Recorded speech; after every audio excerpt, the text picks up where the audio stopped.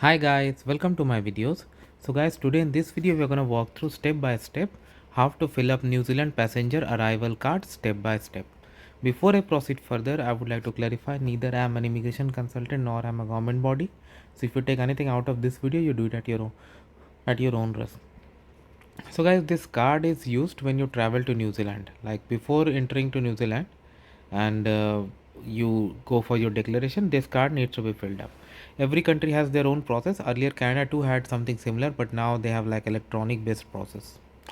So they collect your information to administer custom, immigration, biosecurity, border security. Okay, so this is how they collect your information, and you have to be very honest. And after you sign, this becomes a legal document. So you must be very honest, otherwise there could be some consequences. So, and each passenger, they have said it has to be separate. Please answer in English and fill both sides. Okay. Please and print in capital letters. And if you have to mark anything, mark like that. Flight number, seat number, you can check your boarding pass.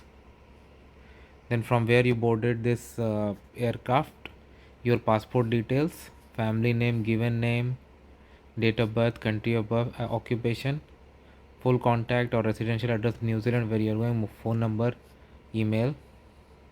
And now 2A, answer this section if you live in New Zealand, otherwise go to 2B.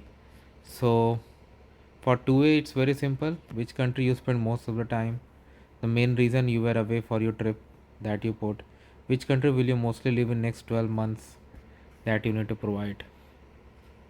Second, 2B is for those who do not live in New Zealand, so how long you intend to live in New Zealand, and if you are not there permanently, what is the main reason for coming to New Zealand, which country uh, live for, like in which country you live for 12 months or more last, that also you can provide. Very simple it is.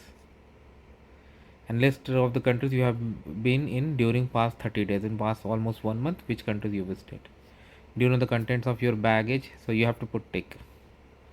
Are you bringing into New Zealand any food, cooked, uncooked, fresh, preserved, packaged or dried? Animal products including meat, dairy, fish, honey, bee products, egg, feather, wool, shell, skin, bones, insects. Wow.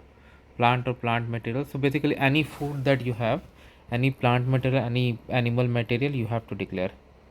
Other items, animal medicines, biological culture, organisms, soil or water, equipment, clothing used with animal, plant, water. Items that have been used for outdoor activities including any footwear, tents, camping, hunting, hiking, golf or sports equipment. For many people this would be yes. In past 30 days while outside of New Zealand, have you visited any wilderness areas, had contact with animals? Are you bringing into New Zealand medicine over 3 months of supply or medicine not prescribed to you? Restricted prohibited goods including weapon, indecent publications, endangered plant or wildlife, illegal or controlled drugs, alcohol more than 3 bottles of spirit, tobacco, goods obtained overseas and purchased duty free in New Zealand with a total value of more than $700 New Zealand dollars including gifts.